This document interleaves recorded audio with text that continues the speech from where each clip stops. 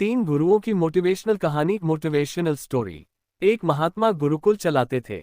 इस गुरुकुल में हजारों शिष्य उनसे शिक्षा पाने के लिए आते थे। इन कई सारे शिष्यों में से एक शिष्य ने एक बार अपने गुरु से सवाल किया।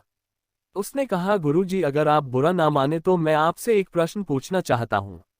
गुरु ने कहा, हाँ, तुम मुझसे कोई भी प्रश्न पूछ सकते हो और मैं तुम्हें उसका संतोषकारक उत्तर देने का प्रयत्न करूंगा।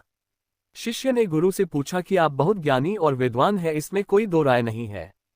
जिस तरह हमें आपसे ज्ञान मिलता है, यानी कि आप हमारे गुरु हैं, मैं जानना चाहता हूं कि आपके सबसे बड़े गुरु जिनसे आपको जीवन का सबसे महत्वपूर्ण ज्ञान मिला, वह कौन है।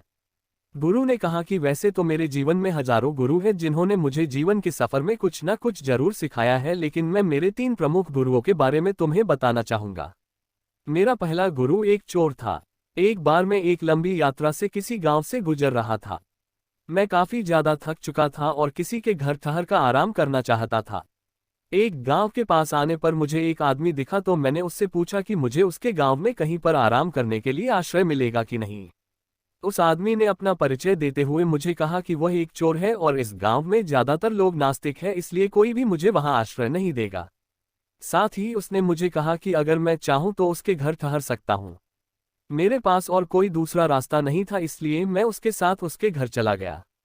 उसने मेरी अच्छे से सेवा की, मुझे खाना पीना और आराम करने के लिए बिस्तर दिया। रात होते ही वह बोला कि मैं चोरी करने जा रहा हूं, आप अपना ध्यान योग करते रहिए, मैं सुबह वापस आ जाऊंगा। सुबह जब वह वापस आया तो मैंने उससे पूछा कि उसे कुछ मिला या नहीं। उसने मुझे जवाब दिया कि आज तो मुझे कुछ नहीं मिला, लेकिन जरूर आगे कुछ न कुछ मिलेगा। भगवान ने मेरे लिए कुछ ना कुछ सोच कर रखा होगा। एक के बाद एक कई दिनों तक मैं उसके साथ रहा और उन दिनों उसे कुछ भी चोरी का सामान नहीं मिलता, फिर भी वह भगवान से अपने आस लगाए रहता और यह उम्मीद बनाए रखता कि उसे जरूर आने वाले दिनों में कुछ हाथ लगेगा।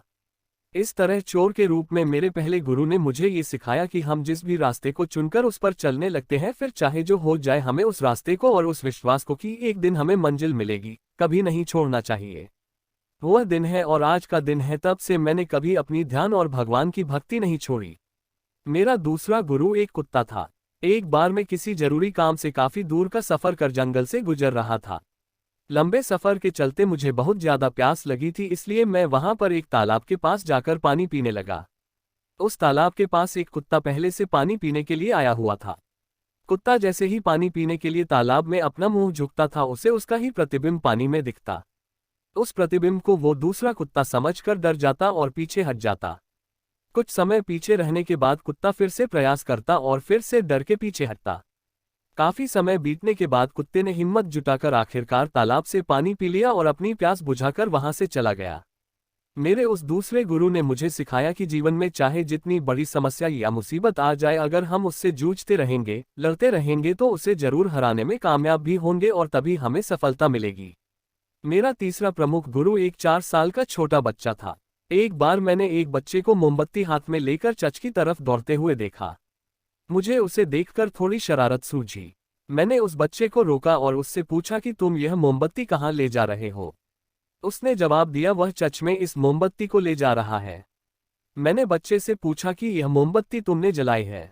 बच्चे ने हाँ में जवाब दिया।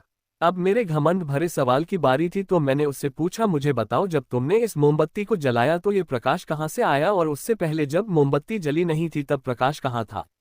बच्चे ने मेरे सवाल के जवाब में अपने हाथ में पकड़ी मोमबत्ती को फूंक मारकर बुझा दिया और मुझसे बोला, आप देख लीजिए, पहले प्रकाश था और अब नहीं है, आपकी आंखों के सामने वह कहाँ गया, यह मुझे बताइए। मेरे उस छोटे से गुरु ने मुझे उस दिन सिखाया कि आप चाहे जितने विद्वान हो, आपने चाहे जितना ज्ञान प्राप्त कर लिया, आपको हमेशा विनम्र रहना चाहिए, कभी घमंड नहीं करना चाहिए। दोस्तों, छोटी सी ये मोटिवेशनल कहानी हमें सिखाती है कि जीवन में हमेशा सीखते रहना कितना जरूरी है, चाहे फिर वो शिक्षा हमें कहीं से भी मिले, किसी से भी मिले, इससे कोई फर्क नहीं पड़ता। फर्क पड़ता है हमेशा विनम्र बने रहने से और कभी घमंड ना करने से।